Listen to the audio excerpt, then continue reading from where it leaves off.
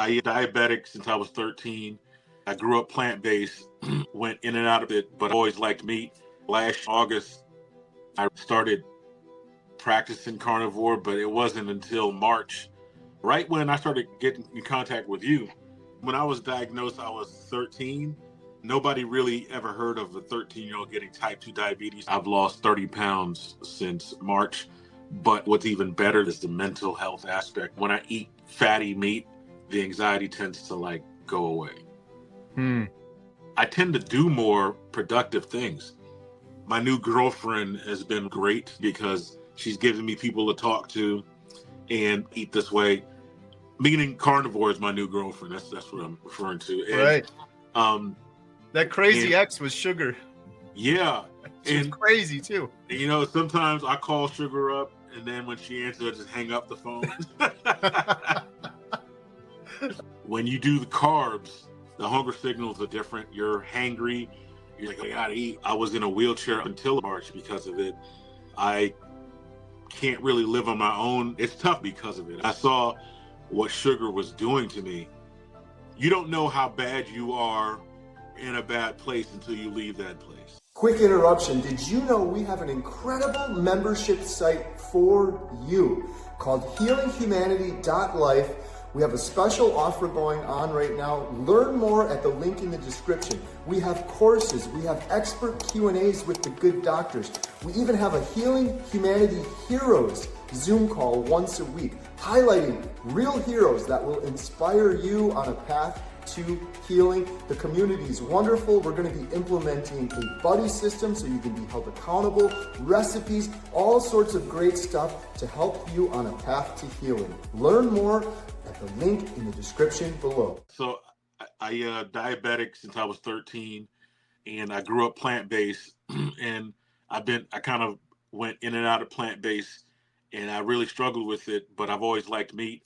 And I believe last year around August is when I really started practicing carnivore, but it wasn't until March, right when I started getting in contact with you, and that really got me really motivated because I felt a sense of community, with somebody else that that I can talk to that's doing this, that I really started eating this way, and I've noticed tremendous benefits. And I've lost 30 pounds since March. But I think what's even better than that is the mental health aspect, because I don't deal with I find that when I eat fatty meat, the anxiety tends to go away. And I tend to do more productive things. I'm literally in pre-production for a short that I want to shoot, that I wrote. Wow. Mm-hmm. Has it been a long time since you've taken on anything like that? Yeah, it's been a very long time. I would say since 2010, 2011, since I've directed anything. And so, and your other big issue, we talked about this a little bit before. If people want to hear Dave's entire story, I did an interview with Dave on my channel, and Dave has an awesome channel of his own. He just interviewed me over there, Flesh and Fuel. So I'll have a link in the description below, and I encourage everyone, go support Dave, check him out, subscribe to his channel. It's really awesome what you're doing over there.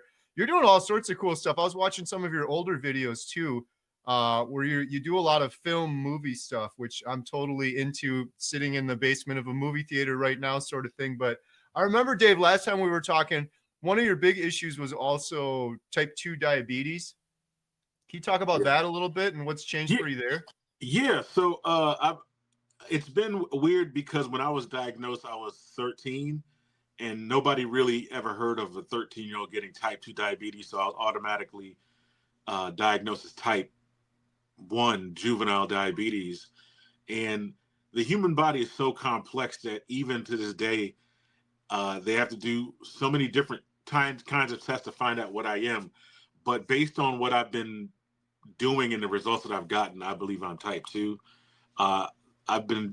It's been the bane of my existence. I mean, I'm legally blind because of it. I'm on dialysis because of it. I was in a wheelchair up until about March because of it. I can't really live on my own, or I can, but I don't. I can't. It's tough to live on my own because of it. I mean, it's literally been the worst thing in the world. But I mean, I think the benefits of it is that it opened me up to different and healthier ways of eating. So that's the benefit of I would say the silver lining there. Is that why you started Carnivore? Was that like your big reason? My big why was diabetes, weight loss, because I like meat. I mean, like I used to feel guilty eating it. Then I find out that it's like the best thing for you to eat, and I'm like, oh, okay, yeah, and no question, yeah, I absolutely love this. And I saw what sugar was doing to me, and I didn't see it. It wasn't completely evident until I went back to the sugar. You know, so before, you don't know how bad you are when you're in a bad place until you leave that bad place. Yeah. So And true. mhm. Someone I stole this from someone, Dave. I wish I remember who it was, but I say it over and over again. You can't see the fog while you're in the fog. It's only once you get out of it, you're like, whoa, man. I knew it was kind of bad, but I didn't realize it was that. It's like, speaking of movies, it's like the Matrix, right? You're in there, it all seems really real until you disconnect, and then you're like, whoa, this is kind of crazy. Mm-hmm. I mean, that's a good way to put it. And since then, I've been having like it's been like a really weird breakup, I would say, with sugar. Yeah. Almost like a relationship, really, Right. because you get tempted, and then I think my new girlfriend has been really great to me because she's giving me people to talk to and other people that eat this way. Meaning Carnivore is my new girlfriend. That's what I'm referring to. And, right. That crazy ex was sugar. Yeah. She was crazy too. And, sometimes I call Sugar up, and then when she answers, I just hang up the phone. Oh man, that's awesome. That's a good analogy right there. Yeah, you got to stay away from that. You got to stay away from that crazy sugar. I do now, man. I'm much better. I'm much better, man. And especially getting my mom on board to be an advocate, or to be what's not advocate, hold me accountable. Like, right. I used to, because like I'm her child, I'm her baby. So if I ask for anything, food related, she's gonna give it to me. And then it ends up not working well. I'm like, hey mom, can you get me some lemonade? And me knowing I'm not supposed to be asking for it, I'm just like, ah. And then she used to also ask me, hey, do you want some lemonade? And I'm like, and I struggle with lemonade. I'm like, okay, I can't do this anymore. I have to let it go. I have to surrender this. And it's almost like an object lesson for, I don't know if you're religious or not, but for Christianity, having to like surrender something for a better cause. Yeah. And so it's been like that. And I'm seeing the benefits. I mean, as much as I love it, and I think what helps with the cravings is making sure that I eat enough and starting to learn the new hunger signals. Right. Because when you do the carbs, the hunger signals are definitely different. You're hangry. You're just like, oh man, I gotta eat. And then you're stuffed, and you're just like, oh my God. That the itis where you're just exhausted. You just want to sleep, and I mean all of that. It's just you're just shoved with poison. But when you're stuffed with meat, like I'm like working or writing screenplays or like recording content for YouTube. So I mean this way of eating outweighs any other way of eating. And I try to plant seeds, but not the way I used to plant seeds. So I tend to be somebody who can who likes to debate, and it a lot of times it doesn't serve a purpose, because some people don't like to debate and they'll get pissed off and not even consider what you're talking about just to spite you. So Right. I've learned to just plant seeds and kind of go wherever the conversation leads. You know, Yeah. some people, I hear people say, "Oh yeah, I don't even think I can eat meat anymore." I'm like, and I don't even like try to refute what they say. I'm like, hey, I just put that out there. I know that I said something that you're not used to hearing, and you might hear it a few more times, and one day you might go back, listen to it, and that's kind of what happened to me. Yeah. Somebody mentioned it, and I'm like, hell nah. With no vegetables? Are you kidding me? And yeah, and then it took a few more times, and then I finally went and looked at it, and I'm like, man, I wish I'd known about this back when I was doing raw foods. But who's to say that I would have even like gave this the light of day? Right. Mm-hmm. Man, it's crazy, like with the sugar thing too, because for me, I'll be honest with you, I am scared. Like, I actually had a nightmare that someone threw a birthday cake at me and a little piece of it came in slow motion. A little piece of the frosting was in slow motion coming towards me. I'm like, no, like I'm so scared of it, because my depression and anxiety was so bad. Yeah, So yeah. bad. I've showed this before, but I tried all of these pills and medication. I was trying everything. And I really believe a big part of it was the sugar and eating that. And if I get a little sugar, even if it's like an apple or whatever, it's those cravings come back, and then I want more and more and more. And it And seems then like, that emotional. yep. And it's like, it's not like a 1 day thing. In my head, I'm like, I'll have one cheat day, and then it turns into a couple days, into a week, into a month, and it's We can't. completely Yeah, derailed. So, but yeah. for you, it's like, if you have that lemonade or sugar again, do you worry like your vision or back in the wheelchair or things like that? So, uh, so the last time I had something sweet, because I don't count milk, because even though it's like a carb or whatever, to me that's still in it. I don't do it as often as I don't do cheese or milk as often as I used to, just as much as I love it, because it makes me gain weight. But the last time I had something, it was my friend's birthday. She had her 40th, and she had a potluck, and they had all kinds of. Luckily, they had meat there. I didn't think they were gonna have meat there, but they had meat there, and she had these little cupcakes. Oh my god! And I I made a doggy bag. I was like, I made an excuse and said, I'm gonna give these to my mom and my cousin and my aunt, people at home, and which I that was the plan. It's a nice thought.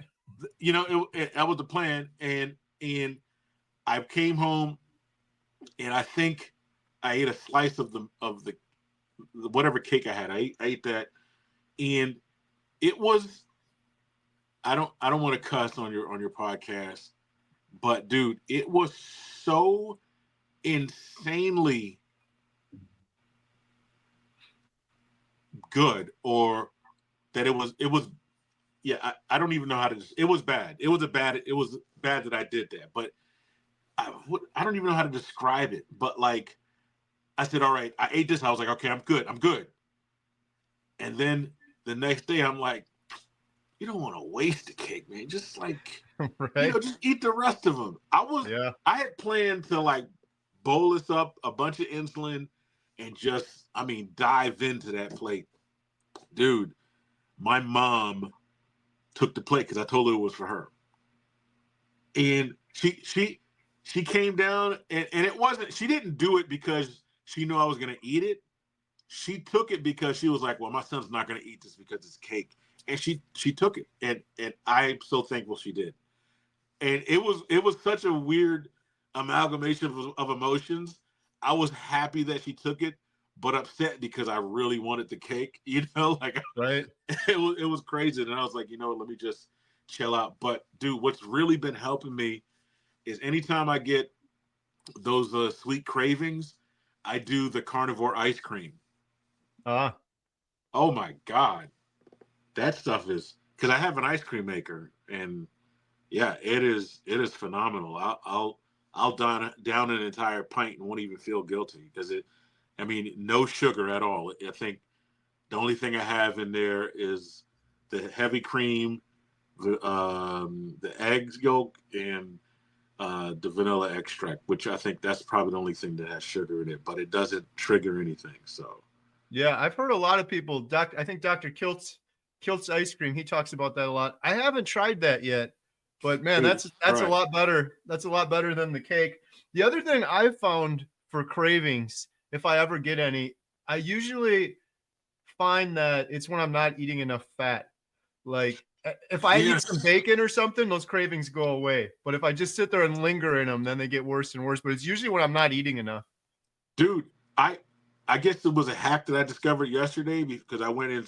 I did the priming 101 at Bella's group, and I find that if I eat like a pound of ground beef with this much cold butter, my blood sugars is good.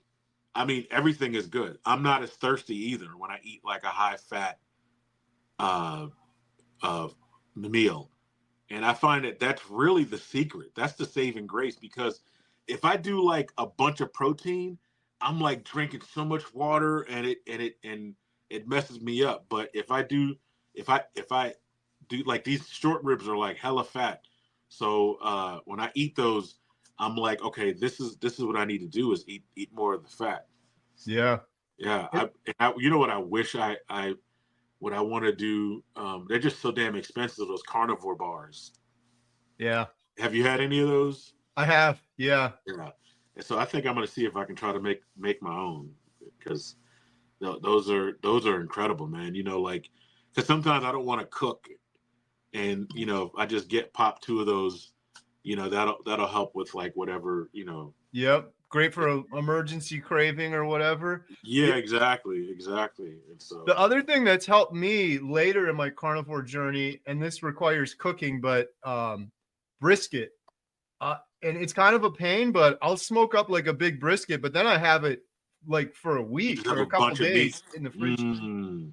And man, the fat content in brisket, it's just like you were saying, like eating the ground beef with the cold butter. Like I eat that. I'm not drinking anything. I'm not thinking about food at all. I just feel great when I'm eating that, probably because of the fat content. Okay, yeah, I think I'm glad you brought that up because we were talking about uh, the topic of different kinds of meats and exotic meats, Yeah. and so I've not done brisket that much, and I need to, and I'm not that uh, I'm not that experienced with meats, so sometimes huge cuts they intimidate me. Right. So I remember the first time I bought a brisket or a chuck roast, I think it was. It's a big chunk. I had no idea how to eat it. And so I put it in the oven and cut away at it. It was like trying to cut into rubber, or eat rubber. Yeah. I had no idea what I was doing. And Have you done any slow cooker? Like slow cooker? I have a slow cooker. That's the funny thing. And I put it in the slow cooker after the fact. So now what I'm gonna do is I'm gonna I think I'll crust the brisket or whatever large piece of meat and then put it in the slow cooker. So Yeah. yeah. The slow cooker's been a game changer for me too. Big like chuck roasts and things like that. Those are really good. You got to plan though. I'm bad at doing that, but I've been getting better where I'll do it like the night before. I'll put like a big roast or something in the slow cooker, let it go all night. Then you wake up in the morning and you can smell it. And the other thing with that, if you slow cook it, the broth that you get, pour some water in there with it. God, it is so good. Delicious. Yeah. It's so good for you too. It is. It's like one of the best really things is. for you. One of the things that we've been doing, like most grocery stores, you can get like chunks of meat, like they just say beef stew meat or whatever. Yeah. We'll get those. That's been like my family's go-to for months now. Almost every Monday, I put that in the slow cooker, just chunks of meat with some water, a stick of butter, and some salt. Let it go all night, and the next day you got broth and you got this just tender beef stew. And I'll usually add a little bit of cold butter on it like you do with the ground beef, and that is a really, really good one. It adds such a dynamic flavor palette to it when you add the cold butter. There's something about it because that brisket is so hot and wet, and then you get that cold butter. Yep. Yeah, it is a great pairing. Absolutely. And You mentioned Bella. I got to shout out Bella, Steak and Butter Gang. She's awesome. Bella? And yeah, she is. did a video on having cold butter versus melted butter. And you would think, like I would have thought, what's the difference? It's butter's butter. You melt it or it's cold. But it makes a difference. And some people have problems when you melt the butter, like they'll end up in the bathroom or it'll give them stomach issues or things like that. But I learned that from Bella on a video, and I've been doing it ever since. Like I'll make ground beef and it's cold butter next to it. It's so good, like the hot meat and the cold butter kind of thing. Yeah, the only time I use that I'll even ingest warm butter or hot butter is when I brown it after cooking a steak. Yeah. You know, like I'll have a bowl of brown butter that I dip the steak in. I'll do that. Yep. And stuff. But I mean, other than that, I stick to cold butter. And it sucks because now my mother is overseas. She won't get back till the 29th, and I'm running low on butter. And so I'm just like, I'm gonna see if I can get somebody to get me some butter, because I have tallow. But you know, butter's always good to have. Yep. Oh my goodness, yeah, it is. I can't even. Yeah, I love it. What Absolutely. Are some other things? We were talking about this briefly before, but what are some other things you've been eating, or anything weird, unusual, or anything that's been really good? So I don't even know if I told you that I tried quail. No. Yeah, it is pointless to eat quail. It is. Is it? Yeah, I never had it. They're like the size of pigeons. You know, they're excessively bony, and it's not, and the meat doesn't really taste good. I tried duck wings. To be fair, I don't know how to cook duck wings. I don't know if there's a different way of cooking duck wings, but yeah. And then goat. I like goat, but you have to get the right kind of goat.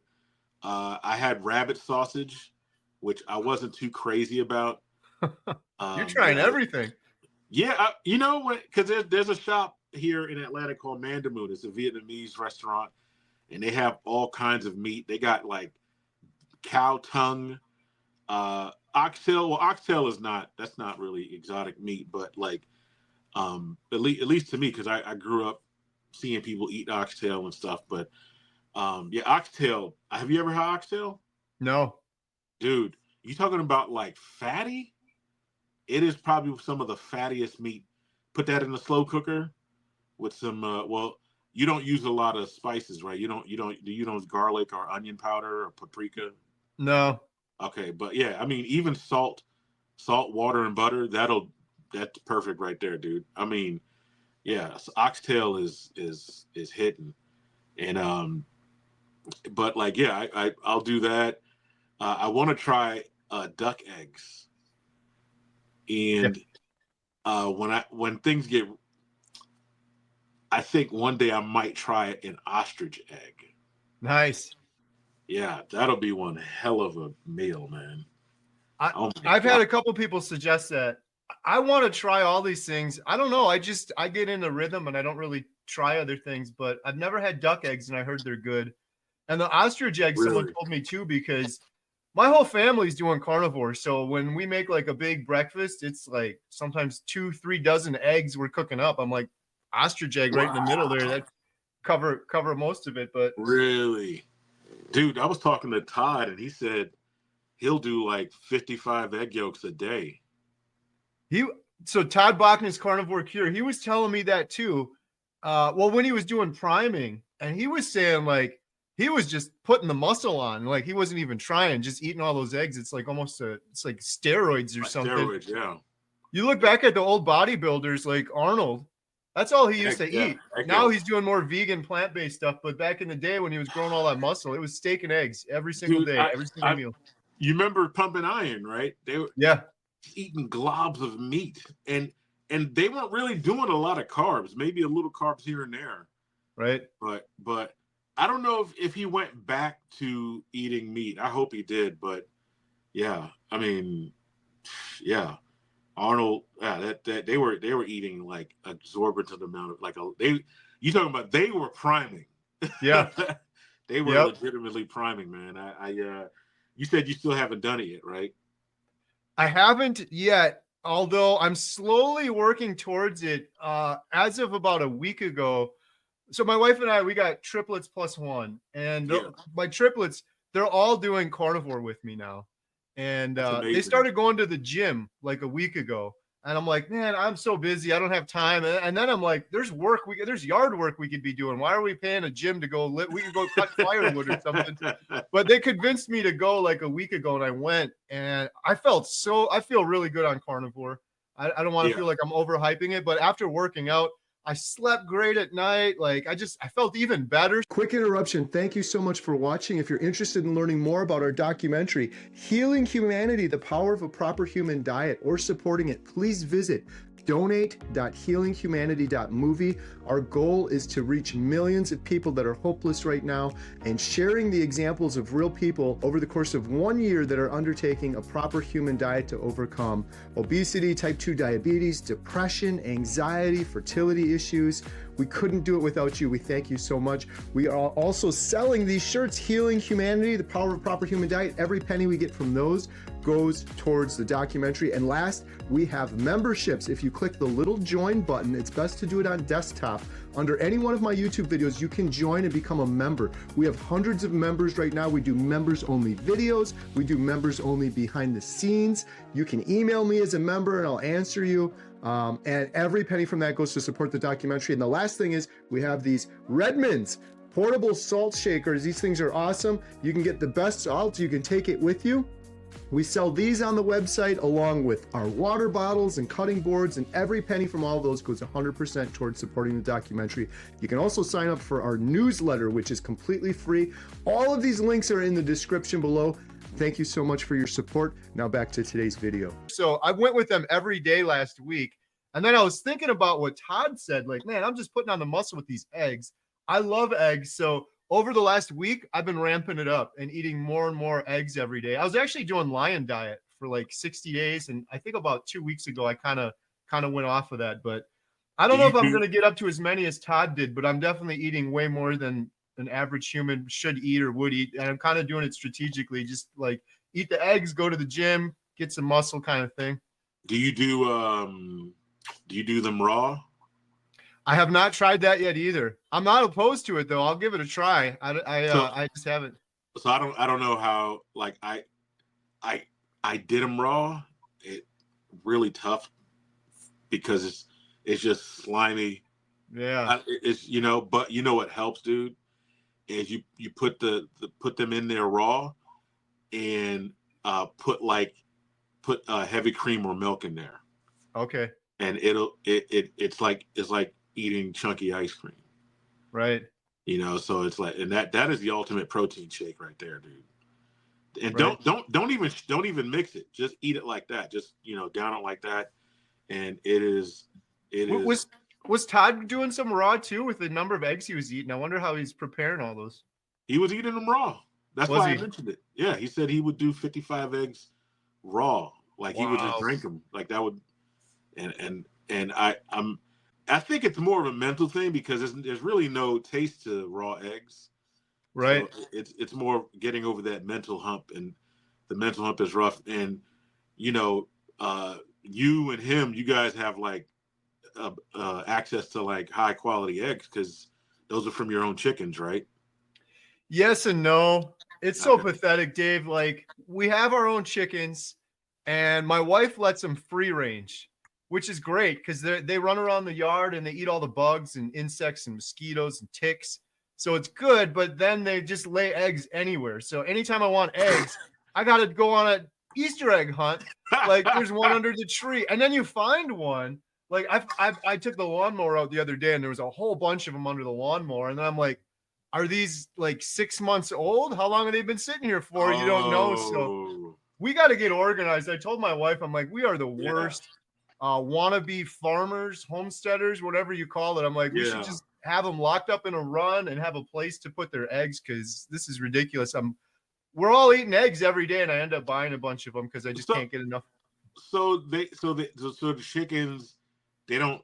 I would think that they would like strategically have a place to put them in, I guess, where they sleep or whatever, but they don't do that.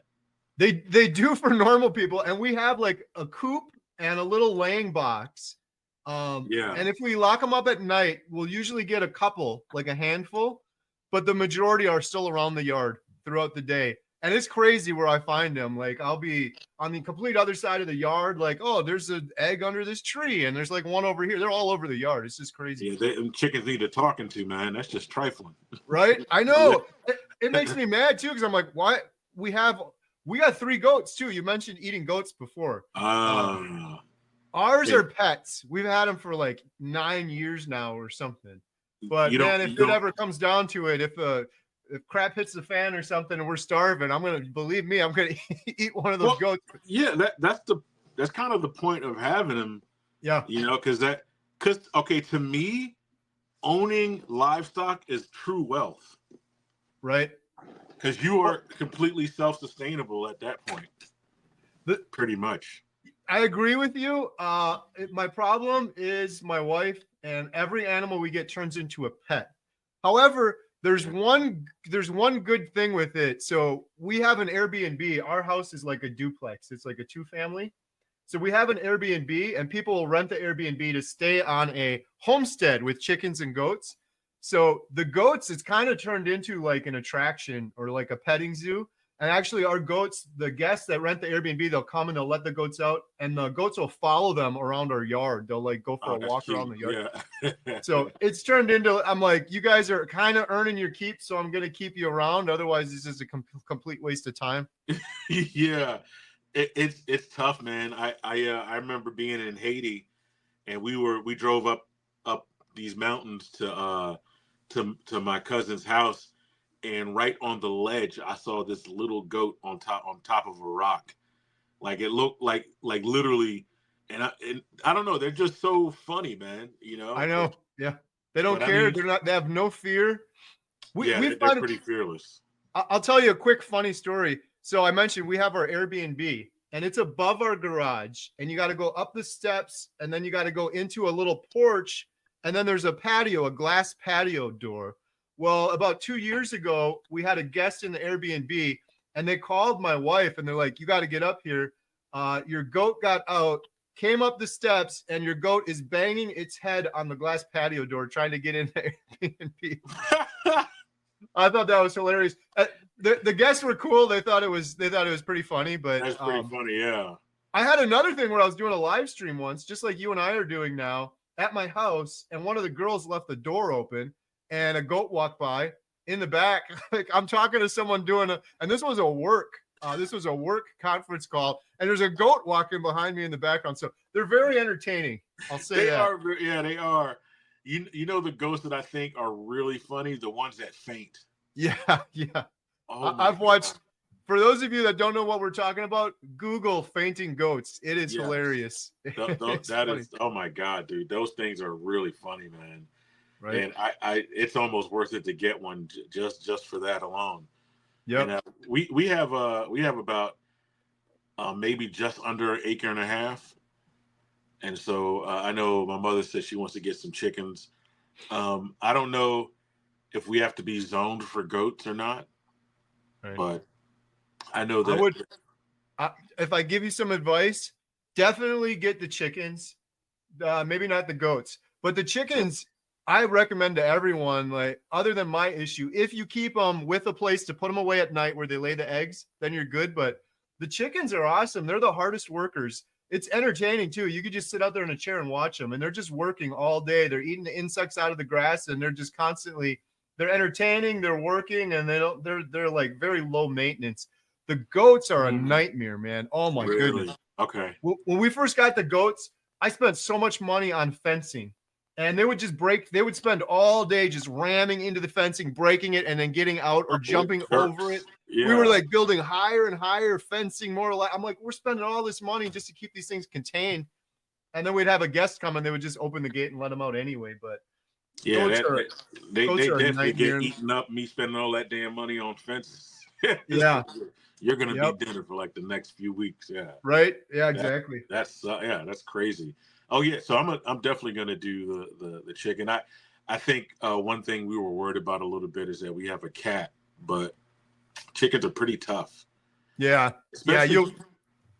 You'll probably be all right with the cat. When you get to chickens too, Dave, keep some eggs from the grocery store and then look at your eggs from your chicken. It is night and day difference. Really? The chicken from your own eggs, it'll be like this dark golden yolk color. From the store, it's usually like pale if you're lucky. It's barely even yellow anymore. And because your chickens will be eating insects and everything. When you get it from the grocery store, they're just feeding them grain and junk. Like the junk that you and I used to eat that got us sick, they're feeding that to the chickens. And the chickens get sick, and then they got to put antibiotics in it. And then the egg you get is not optimal. But just a natural chicken in your yard eating insects and mice or whatever it comes across, they eat mice? You can taste the difference and you can feel the difference. It's so much better for you. They eat mice? Chickens eat mice? Yeah. Yep. Oh, wow. That's okay. Yeah, definitely. That's useful. Yeah, because I know. Well, we have one indoor cat, one outdoor cat. I know it's weird, but like the outdoor cat, his name is Shadow, and he holds it down. Like you talking about it? Like we used to have 4 cats in total, 1 orange and 3 black, and he's the only one that survived. And I am convinced that he chased them away or killed them because he's the alpha. Yeah, he complete alpha. Like he does not play. Like you would think that, since we keep the food outside, you would think that there'd be a bunch of cats. I don't see any other cats in this neighborhood, like at all. Yeah, I mean, this Shadow's pretty tough, man, and so I and what I think is hilarious, well, not really funny, but like over the summer, he came back home and he was limping. And I'm just like, this dude is like a quiet warrior. He's out there because cats like murder things all the time. That's all they do is kill stuff. And so I'm just like, he's out there just murdering random animals and then coming home like he's all sweet and cool. But dude, he's a menace, man. So, that's so funny. We got a cat, Tiggs, and it was a wild cat. This was like 8 years ago. We were driving home and this cat was running through the intersection as a kitten. And my girls and my wife, they're like, oh my goodness, he's going to die. Dad, do something. So like a fool, I ran out there. I was able to catch it. Completely wild, like feral, untamed cat. We brought it home and it took a while just to get it back in the house. But long story short, it's always been inside outside cat. And it sounds like your cat Shadow. It is a warrior. Like there'll be bunnies outside with their heads missing, right by the front door. It'll just bring the carcass up to the door and just drop it off there. But here's the crazy thing. This cat drives me insane. It'll cry, like just meowing over and over again to go outside. We'll let it outside, do its thing. And then every day it's like 2:33 in the morning. It's scratching on the door. It's crying. It won't shut up to let it back in. So it wakes me up. Yeah. And so here's what happened. I went to film where did I film last? I just got back. Oh no, I was in Canada. I got back. No, when I was in Alaska filming Bill. I got back from filming Bill and my girls found a cat by the side of the road, another cat. That's another story. But they found this other cat, and our cat Tiggs that we had for 9 years disappeared. And when my one daughter was like heartbroken, like, what? It's been 2 days and Tiggs is gone. 3 days went by, 4 days went by, and I'm not gonna lie, I was like, I'm kind of happy. Like I kind of like that cat. Like every now and then it'd come up and purr, but it was driving me nuts. Like every night, crying for years. Like I got to get my sleep. 4 days went by. On the 5th day, the cat showed back up, came back home, and it was all skinny, and it was like it was just like you said, Dave. I'm like, I wish I could have a camera on this cat. Like, I have a feeling he traveled like 100 miles away or something. I was joking to the girls. I'm like, Yeah, I drove him out to Iowa and just dropped him off because I wanted to get some sleep at night. And he found his way home. I did not do that. I don't know what Yeah. he did or where he went for Yeah. 5 days. I wrote it off though on day 3. I'm like, there's no way. He's never done that before. I'm like, there's no way he's coming back. Day 5, he shows back up. And now he's doing it again every single 3 a.m. every morning, crying to get back in the house. Oh man. I don't even know if you ever thought about putting those like doggy doors in there. I got to do it, and my buddy Bill in Alaska, who we're filming for a documentary, he's got a cat and he has that same setup. And he's like, dude, just put the door in. And I should have done it a long time ago. I got to just do it. I don't know. We live out in the woods and I'm like, is that safe? Like, am I going to have like a raccoon or something? It's probably just fine, but I'm like, I got to do something. Put it up higher or something. Yeah, I'm not a raccoon expert, but I think they're pretty feral. I don't know if they'll walk in your house. Right. But yeah, because I think it's worth it. Especially, man, those cats, and they don't give a damn about your sleep. Nope. Nope. They really don't, man. They're little a-holes, dude. But yeah, yeah. But yeah, I was gonna not to change the subject, but I wanted to ask you a little bit more. So I'm doing this movie, Healing Humanity. I love movies. You got experience doing movies. Now that you're doing Carnivore, you're getting energy. You're talking about doing more stuff. Can we talk about that a little bit? Like, what sort of stuff have you done in the past? What are you looking forward to doing in the future? Yeah, so I got involved. The first movie I ever made was in high school. I was a senior in high school, and somebody had a camera in the dorm. I went to a boarding school, and I shot a movie, and I didn't realize it was my calling until about 2009, and that's when I really got into the film industry, and I was like, producing projects and writing projects, and I would say since I've been eating like this, I've been having I don't know if wherewithal is the right word. I just like using it, but I've had the desire and the energy and the focus to write. And I finished my first ever feature-length screenplay. Wow. And I'm so accomplished. You ever get so accomplished you get lazy? That's kind of what yeah, because I've just been like, yeah. But I've not been lazy. I've been doing other things. Like I've been creating content for my movie channel. I have a movie channel where I do reactions and commentary to movie, and I've been doing like a horror movie binge. And nice. So I almost did Paranormal Activity today, but like horror movies take a lot out of me. So I had to like, and then I was like, well, I got a call with Carrie, so let me just see how I'm gonna feel after the call.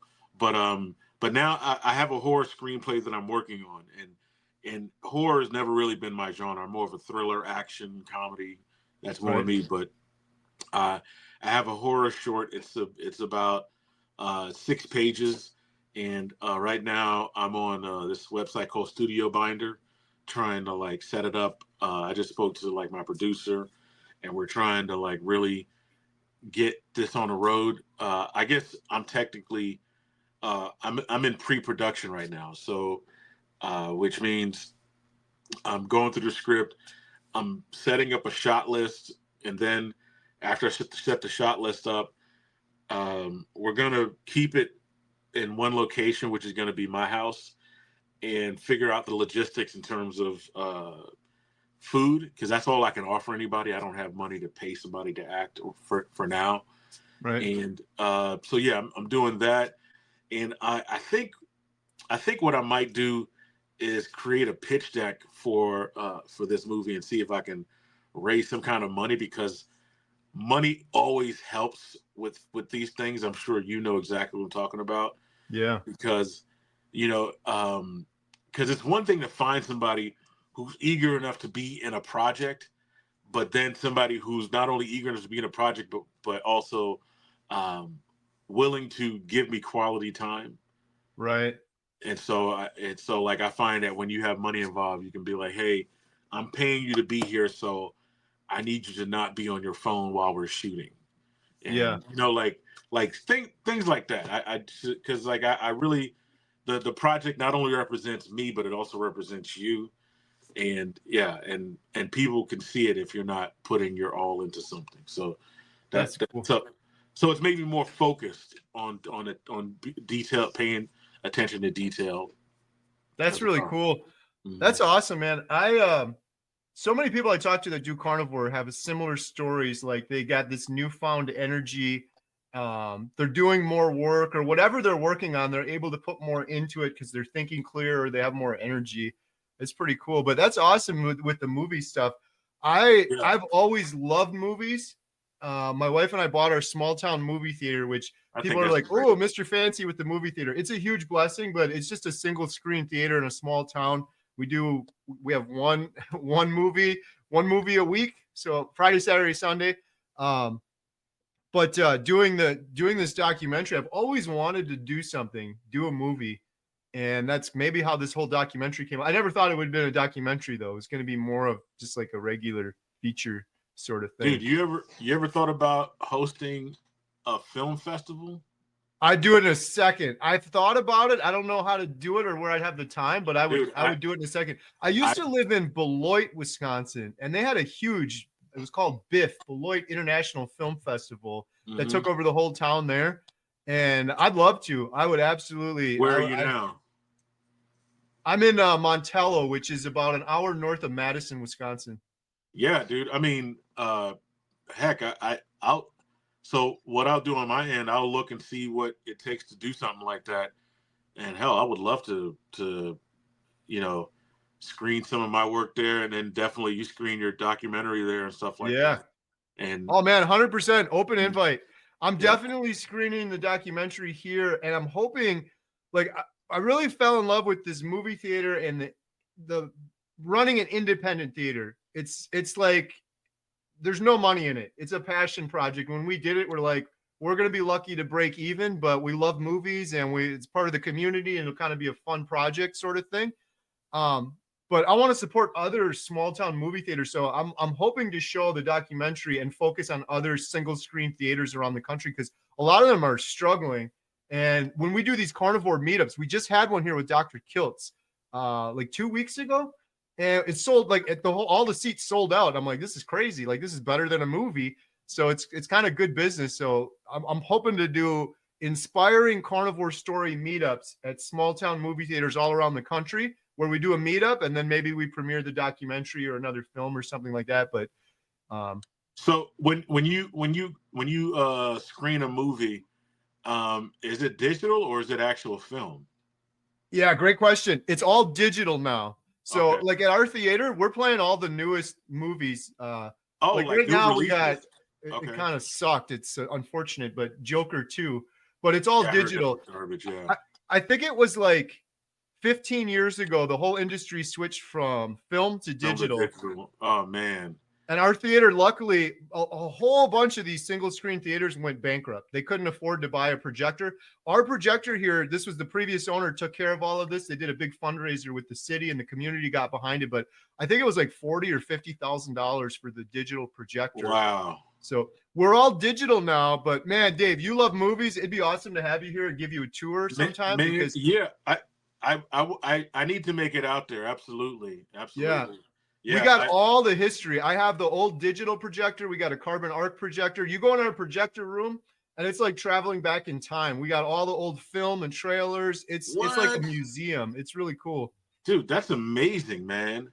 That is amazing. And the film projector we have in the projector room, it still works. The only reason it's sitting there is because they had to switch to digital. It didn't break. And it was too heavy to get down the steps, so they left it up there, which I'm so happy they did because it still works. I was talking to the old projectionist. I'm like, man, we got to get in here sometime and fire up this film projector and play a film movie. Like, there's an actual spot for it and everything. What? So. There's actually a recent release that's on film. Twisters. Oh, really? That's shot on film, yeah. Oh, nice. We played the digital version of that when it came out. We ran that movie for 3 weeks. That was a really popular one this summer. No, I mean, like, they shot it like on production. They shot it on film, like on set. Right. Yeah. So you have the option. I'm sure it's released digitally, but yeah. Yep. Yeah. No, that'd be cool to get on the regular film. One of the cool things is we have, so right now we get a little hard disk with the new movie. Like Joker 2 came on a hard disk, and then I got to load it to the projector. So it's all digital. So it's like a DVD? It's like a hard drive. It's a box. Oh, It's like this big. they It's send it to you like that? Yep. And then they send a separate thing. I got to do it on a thumb drive. It's like an encryption code, so you don't steal it or bootleg it or anything like that. So they're really strict about it. It's like impossible because the hard drive it comes on just works on our projectors. I couldn't hook it up to a computer. Yeah. But when they did film, they were still really strict about it. Like they would send you the film on Thursday, you'd play the movie Friday, Saturday, Sunday, and then you had to ship all that film back. If they didn't get their film back, you were in big trouble because they're scared that you're continuing to play their movie over and over again, kind of thing. But interestingly, we have probably 100 reels of old movies. I don't know how. Like it's like way against the rules because they were so strict about it.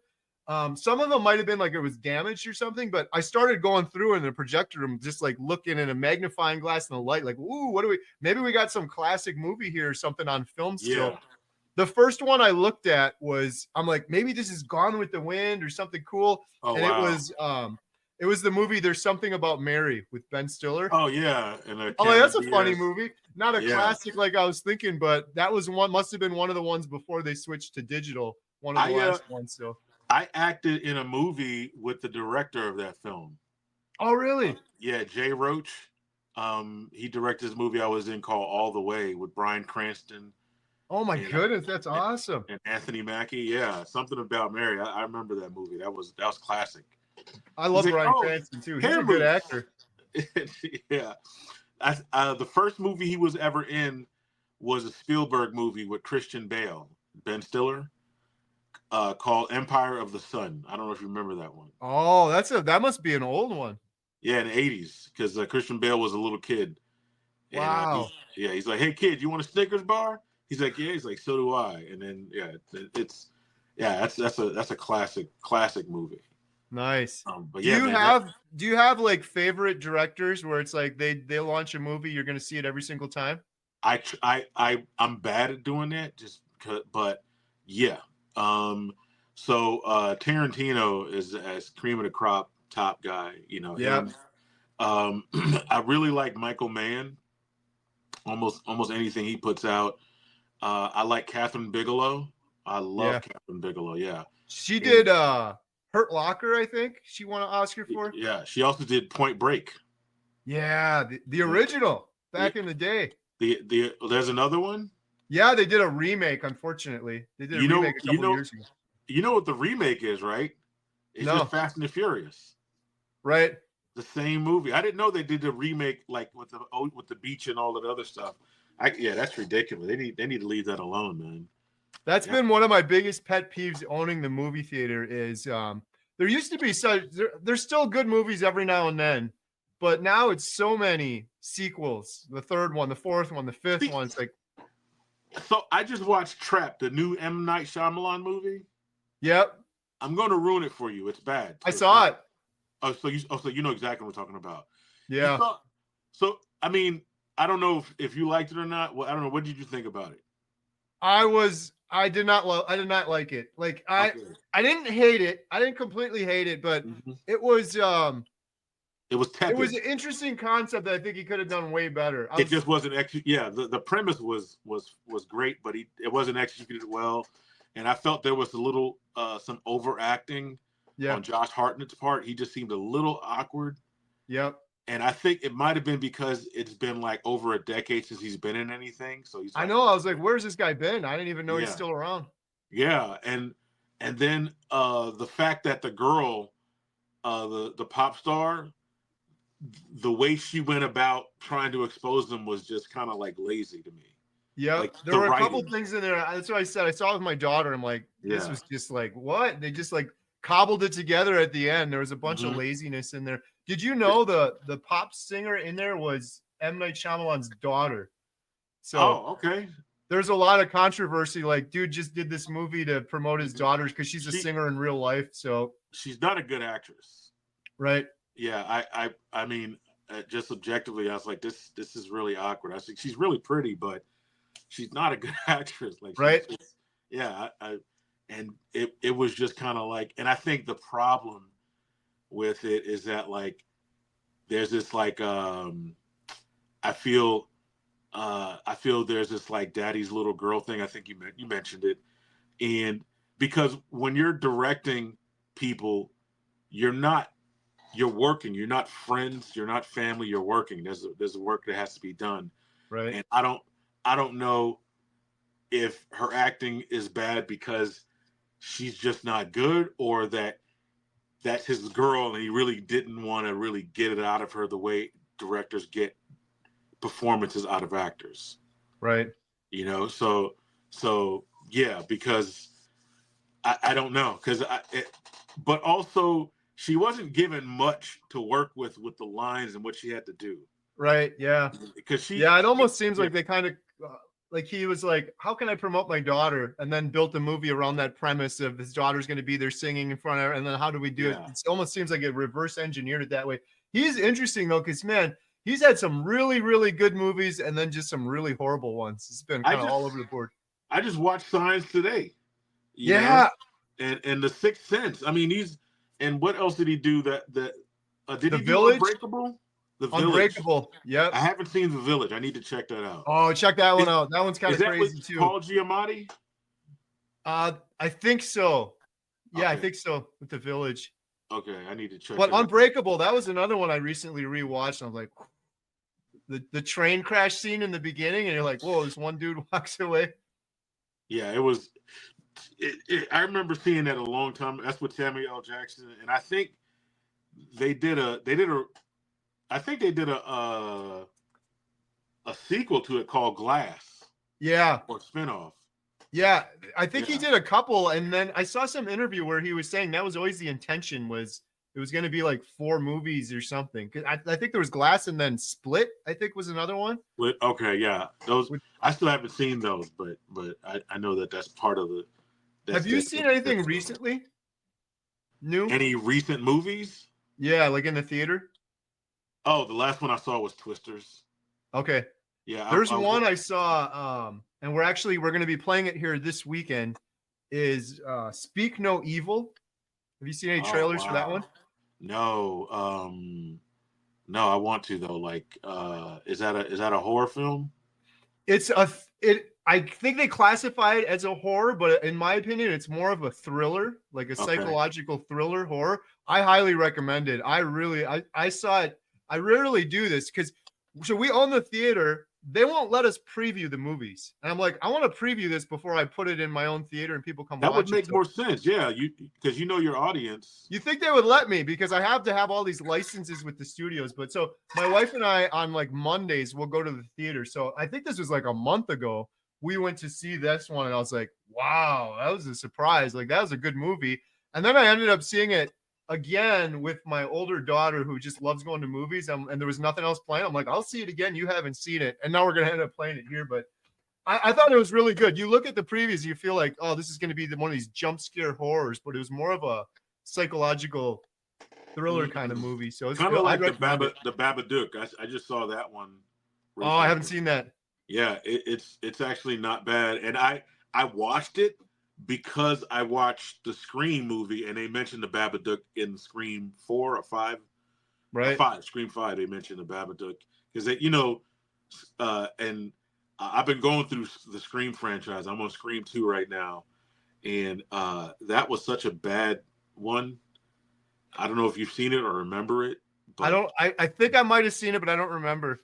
Yeah, it's Nev Campbell, Timothy Olyphant, Jerry O'Connell, who else is in there? Dave Arquette, like he was in the first one, but like, dude, it was one of those,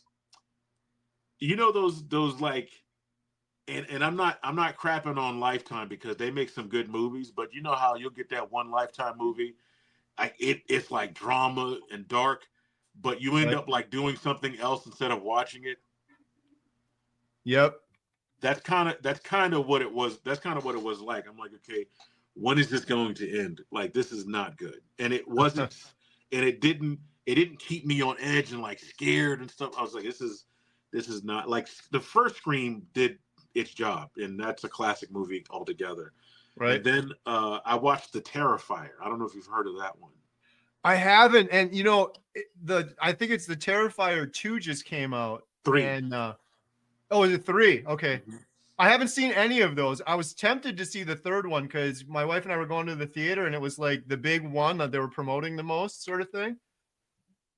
Was it good? So I can tell you now that it's really dark, and it's like there is, I don't even know how to explain it, but so with Scream there's redemption, right? Right. So there is. You mind if I just tell you the end of this, or you want me to? No, yeah, go ahead. Okay, so the first one is the people in it are insanely stupid. Like, it's like a trope that's so old, where somebody's trying to, it's like, hey man, somebody's coming after me. The other person's like, hey man, you're crazy. Get away from me. You're crazy. I'm gonna call the cops. He's like, please call the cops. He's like, dude, I don't know what you're talking about. I don't know if I'm making any sense, but like, where the help is like right there. Like, yes, go get the help, but the person's not willing to do it. Right. Like, oh, you're crazy. Like, where if a kid sees a ghost, but only the kid sees it when he's alone, and the ghost disappears when the parent shows up. It's almost like that annoying thing where you kind of want him to get caught and see where it goes from there, but it's like he keeps getting away with stuff, and it's ridiculous. And what I think is what annoys me so much is that the protagonists, they make you basically get attached to her, and then they just kill her off. She's in it like a good first 3/4 of the movie, and then they kill her. I'm like, that's so stupid. Right. But her sister ends up being the one that survives, and even when she survives, she's completely maimed. And I'm like, I mean, yeah, I'm just like, this is stupid. I say it's just torture porn. You thought Saw was bad, but at least Saw had twist and stuff. But this one, it's just a clown killing people, and a clown that goes around killing people and wins. He wins all the time. That's one thing I've learned watching movies, and one thing I'm doing differently with our documentary, not to tie this back in, but so many movies I've seen over the last couple of years, also some of them are good, but the ones that suck, that I don't like, I always come to the conclusion that I just didn't have any emotional or connection with the character. Or like you said, in that case, they killed the character off. But a lot of movies lately, it's just like, I just don't care. Like, why am I going to continue watching this? I don't care. They don't like establish a good connection or something where you like the character. Yeah. That's the problem. Yeah. And because there's an old method called save the cat, which is with screenwriting. And it's something that the protagonist does that makes you care about him throughout the rest of the movie. Right. So an example would be, have you seen Serpico? Oh, I think so. A long time ago. Yeah, Al Pacino movie. So it starts out with him at like a shakedown, and he's about to like shake down like a drug dealer or whatever, and this guy who's there for the drugs comes there with his son, and Serpico's there to catch him, but since he has his son there, he's like, he flashes his badge and says, "I'll catch you later." And so you're like, oh, he's a good dude. We care about him. Right. And so that's kind of like a save the cat moment, Nice. And so when movies don't do this anymore, but it's so important to kind of have that element in a movie for the protagonist, so that we we can follow them. We can like we like this person, but and I think they missed that with the movie Unhinged with Russell Crowe. Oh yeah. Yeah. So with that movie, the main character, Karen Pistorius, from the beginning, you don't like her. She's and what's funny is that she is kind of a Karen in the middle of the movie, in the beginning of the movie. Yep. But the retribution that she gets is not worth it. So there is an arc that does happen with her where she basically at the beginning she's like late to things. She gets fired because she's late. She doesn't take things seriously, and she ends up like honking the horn really like rudely at Russell Crowe's character, who's already unhinged, and he decides to teach her a lesson. And Yep. but they didn't do a save the cat moment with that movie. You're like I'm not really invested in her. She's kind of a bitch, and I'm like, Right. So we need to care about her, and Yep. that's super important, and I think that's what's missing a lot. And so, yeah, a lot of movies lately, I'm like, Mhm. what? I just don't care. That's one thing. I never heard that term before, so I appreciate that. That's one thing we did unintentionally or intentionally with our documentary is saving too many cats. There's a lot like yeah. when you start watching ours and you see Bill Knott in Alaska, 700 pounds stuck in his house crying on camera, like I've been stuck in my house for 5 years. It's like, how can you not, like, you just fall in love with this guy and you want to see him succeed sort of thing. And then it's like, Mhm. well, we'll be back a year later to see how Bill does a year later sort of thing. So Right. we're kind of going overboard on it a little bit, but it's just, I think it's different with our documentary because this is like real life. We're not even manufacturing this. These are real it's not people. narrative. Yeah, it's is real life. I mean, so I think it works because you have this the protagonist, and his save the cat moment is he wants to do something good and love himself and do something good for himself after all the bad that he's done for himself, after all the negative, because Dude, the Dave, you just nailed it. He even said that. He said, maybe I'm 700 pounds and maybe I did all of this suffering so that I could redeem myself and be an inspiration for other people. He started a YouTube channel since then. So it's like, how can you not fall in love with that kind of thing? So, but yeah, it absolutely that makes sense. So have you seen Fat, Sick, and Nearly Dying? is that the juicing one? Yeah, the juicing documentary. Yeah, So, that messed me up, man. I bought a juicer after that. I started trying it.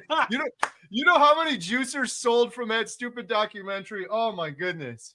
It was so convincing too.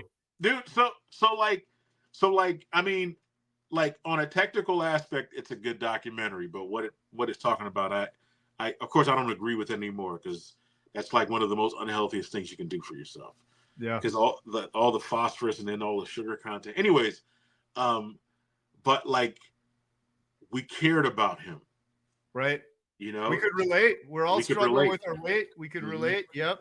And I think what really drove me was how committed he was to doing what he did. He was committed to drinking the juice instead of like eating when he wanted to eat. And I'm sure you know exactly what it's like when you juice, you get super hungry. Yeah.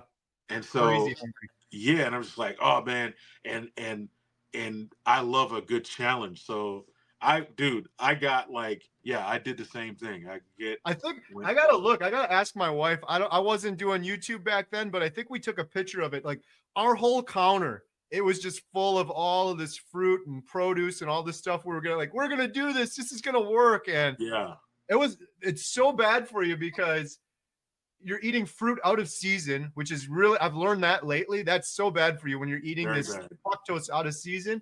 But then like, even if you just eat an apple, that's like a big ball of sugar as it is. But then you juice it. Now you're eating like 10 big balls of sugar in Not one even sitting. not It's even like eating the fiber, which slows down the sugar absorption. But yeah, you get rid of the fiber, just mainline that fructose and sugar right into your body. It's just crazy. It's insane, and I'm yeah, it is insane. And what's crazy, dude, is like how much you'll placate something that's not working for you because of how bad you want the healing. And that's kind of where it was. Like I spent so long doing the vegan plant-based thing and having the community and things like that. And I think what weighed so heavy on me is it became so political. Right. Like veganism is so political, but eating this way is not political because people from all different political sides kind of come to this diet because it really works.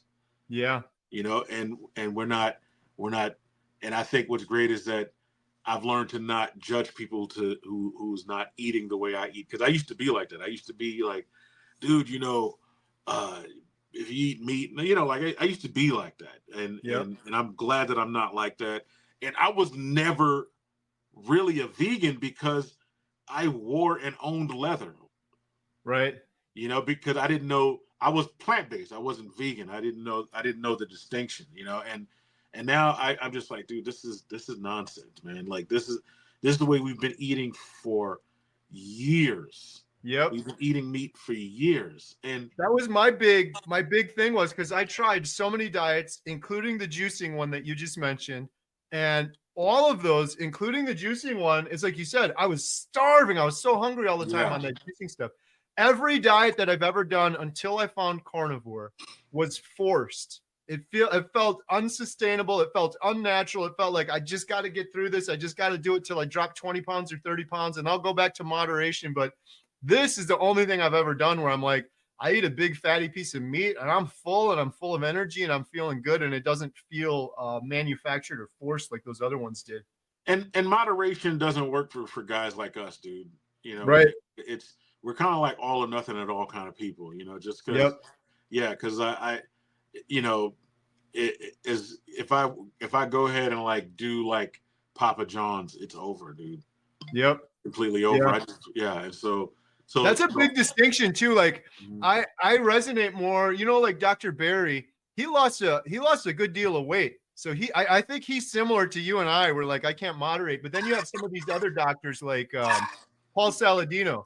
I'm like, that dude was never fat, never 100 pounds heavier like I was. Like he never had that much. So it's a different, everyone's different. It goes to show everyone's different. But some people, I think, some of the people that advocate for eating in moderation are oftentimes, I find, ones that weren't way overweight like us, or that maybe they could do it, but there's no way I can't do it. I've tried it over and over and over again. And then some people use the term moderation just to go back to their old habits. Yep. You know, and so like I'm a, like, I have a friend now, they claim they keep gaining weight on carnivore, and they love cheese, and I was like, I think that's it. That's what's really doing it, because you can overdo it with dairy easily. Oh yeah, easily, yeah, and because it's meant to fatten up calves. That's the purpose of his existence, is to fatten up the baby. So yeah, you're gonna get fat if you're eating like all this cheese and milk and cream and stuff like that. So but also, even if you don't do it, you're probably gonna gain weight too. But it's good weight. It's muscle weight. It's not, it's not fat weight. Right. And so I think the toughest thing, and this is for anybody who's listening, if you're eating this to lose weight, the worst thing to do is get on the scale. That's not the way you're going to determine it. Is you have to see how your clothes fit, measure yourself.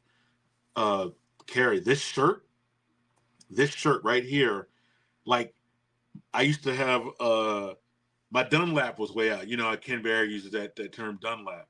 Yep. Like if I stand up, you would have been able to see my belly hang out from under the shirt. Now my shirt drapes down over, and like, dude, I feel sexy wearing a shirt, man. I feel like I should be in a Folgers Crystals commercial. You know, so it's just like, dude, this is like it feels so good, and I'm sure you said you lost 100 pounds. That is phenomenal. And like, have you always been overweight, or is this like or is being thin a new thing?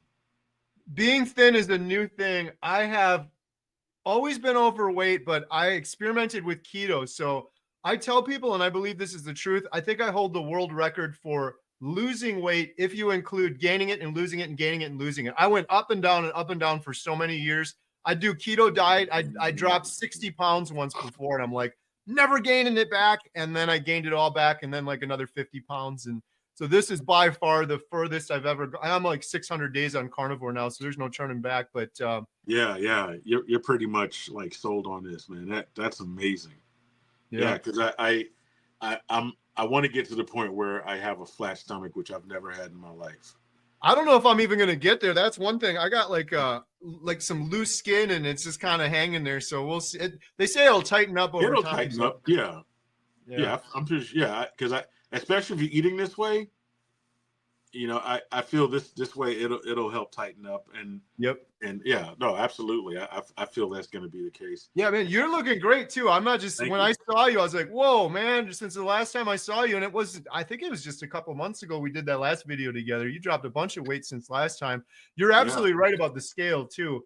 I tell people that's the biggest advice. Measure, measure, measure. And I didn't do it either myself. I wish I would have, but my wife is saying the same thing now. Like all of her clothes, they're just like falling off of her. So you can lose inches, gain muscle, and it's not going to reflect on the scale, and the water weight changes a lot. So the scale can be discouraging, but definitely measure. So no, and it's tough because, you know, I get weighed 4 times a week in dialysis. That's kind of how they determine how much fluid to take off of my body.